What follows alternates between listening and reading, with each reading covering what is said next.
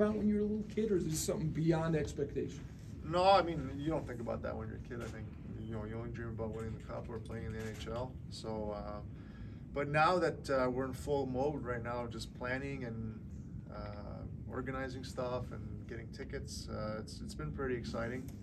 I'm really looking forward to it. I think just having everybody there at the same time is what I'm really excited about, and getting to spend some time with people maybe that I didn't have a chance to in many years. Lou, when you look at your career, what are you most proud of? What means the most to you?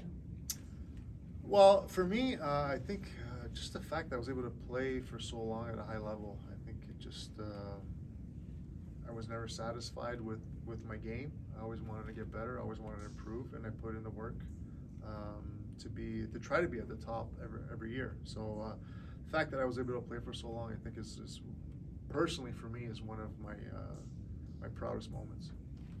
I know you're not from here, Yeah. but what's it meant for you to be able to, you get traded here, this kind of becomes home, you go away for a while, you come back, and here you are still, 22 years later since you got traded from the Islanders. Well, this is home now, so this is where, you know, we're going to be.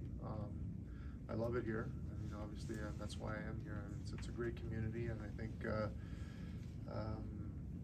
really enjoy living in South Florida, and being part of this organization still means a lot to me. You know, it meant a lot to me while I was playing, but as well now. I think this is an important part of my life. Even though I'm not on the ice, I still feel like I'm contributing. I still feel like I have some skin in the game, and I still go through the same emotions when there's a game on TV or here at the rink. So I enjoy that part of it, and I still feel like I'm trying to help the team win a Stanley Cup. Are you enjoying that as much as you, maybe more so than you thought you would? Because I remember talking to you at the beginning, and you're like, we're going to find out, we'll see, but it seems like you dig it. Yeah, no, I love it. I do enjoy it. I knew I would, but the fact that, you know, I just love learning more and more every day. You know, there's so many things that you don't even think about when you're playing. That's the beauty of it. So every day I feel like I'm learning something new, and put it in the bank, and try to help out as best I can. What's it mean for you to be inducted with a couple of well-respected former teammates of yours? It's great. I mean, that's one of the things I was most excited about when I found out. I think Hank and Danny are two of the best, nicest people that I know.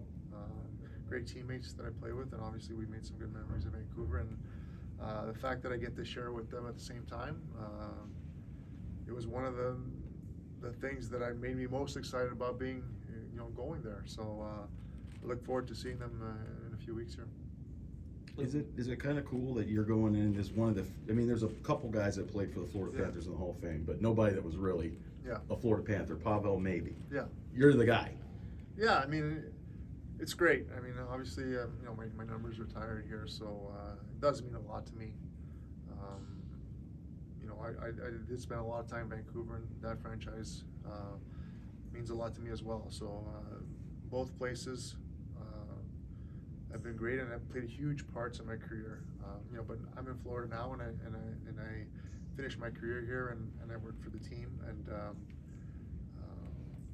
I think, as I was told, that you don't go in as representing any team at all. You just go in as who you are. And I think also, you know, the accomplishments that I had with Team Canada is part of that whole thing as well. So, but I'm just grateful for all of it, to be honest with you. I think they all mean something special in their own way. And obviously, you know, Florida is a big chunk of that. How do you compare and contrast your two different stints with Florida? Obviously, a really young guy coming to the league, and then, like you said, kind of closing the book there as a veteran. Yeah, I mean, listen, my first stint, I was just trying to make a name for myself, really, and trying to establish myself as an NHL goalie starter, per se. You know, they were not easy years. We never made the playoffs, and it feels like I was breaking records every year for more shots against, but it was good. You know, it was good for me, and it developed me, and it got me better, and it was, you know, helped me accomplish what I did later on in my career. And when I came back, a lot of people thought it was just to retire, but for me, I knew that, you know, I wanted to make the playoffs with this team, something that I didn't do in my first time around, and we were able to do that one season. Unfortunately, we lost in the first round, but it was a great playoff series, and you know, my first stint was just as good as my second. we're a couple weeks out, but how's the speech coming? Is it done? Has anyone helped you with it? And of course, you got some practice with the jersey number retirement. Well, exactly, and I went into the Florida Sports Hall of Fame last year, so I was able to do that as well. So the framework's kind of done in my head. I'm going to change a few things around, add a few people. Obviously, this is a bigger stage, and I don't know how long it's going to take, but the one last year took about 7 minutes and a half, so I'll try to make it to 10 this year if I can. Last one for me. Obviously, there's always that kind of legend game as well on weekend. Yeah. Do you plan on playing? And if so, Oh yeah, big time. when was the last time you were on the ice competitively or in any kind of scrimmage like that? Well, every time I'm on the ice, I'm competitive. So. But I'm not going to be in net though. Those days are over. I'll be playing center, a good, responsible two-way game, good face-off, good vision, penalty kill if needed. But I'm actually looking forward to it. It'll be fun, and the Caber's going to be there, and a bunch of the guys that I play with in Van as well. So it's going to be fun. Do you know your wingers yet? No, not yet. Yeah. I got the lobby for those. Lou, what's the most important lesson that you learned throughout the course of your career that you're now trying to maybe pass on to a young guy Yeah. like Spencer Knight, who's so early on in his career? Yeah, I think for me the one thing, and it's unfortunate because I learned it, towards the end of my career, is that sometimes I took things too personally, too much to heart, and I let it linger with me too long. Instead of brushing it off and just moving on, I took things and I carried it with me too long, and it affected me, whether it was on the ice or in my personal life, for longer than it should have. And I think I kind of started getting over that once I created my Twitter account. That might sound weird, but once I started kind of making fun of myself, it kind of turned everything into perspective and helped me deal with those moments where it's not that serious. You can if you get criticized, it's going to happen. Those things happen, and it's not.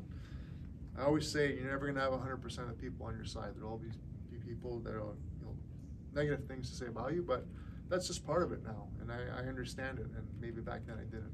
Well, your tweets are Hall of Fame worthy. Thank you. I've heard a little bit about how it works, but when you were first notified, did they call you? How does that work, and what first went through your mind when you did find that out? Well, this is where I'm going to throw Bill under the bus a little bit here. So that morning, Billy Zito told me that they expect a call around noon. Usually they call right at noon, so make sure you're by your phone at noon. I was like, okay, no problem. I'll be ready just in case. So noon rolls around, nothing. 12:30, no call. 1 o'clock, I go to Bill. I said, Bill, I don't think I'm getting in this year. Sorry to tell you. He's like, what? Are you?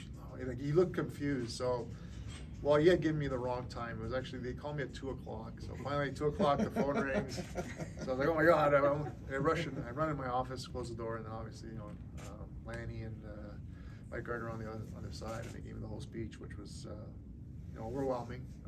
It was great.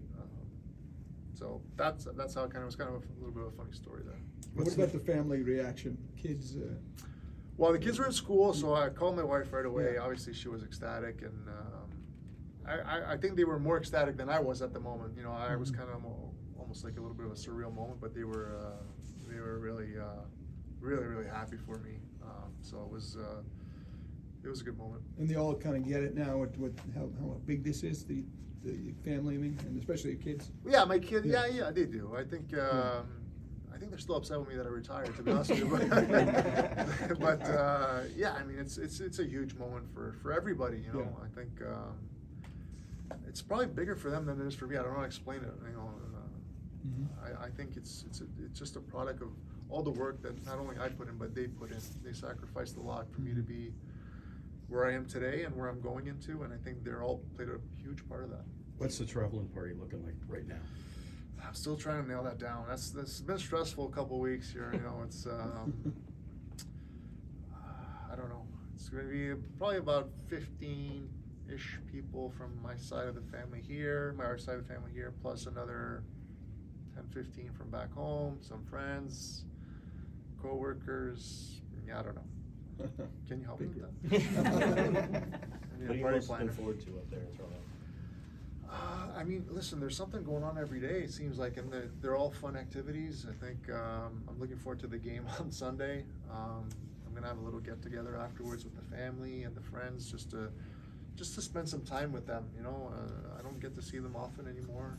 So just everybody, and like, people that are here don't get to see my family from Montreal a lot at all. So everybody's going to be together at the same time. I think that's what's going to make it special for me. And, you know, obviously Monday is gonna be, something's going on Monday, I gotta check the schedule.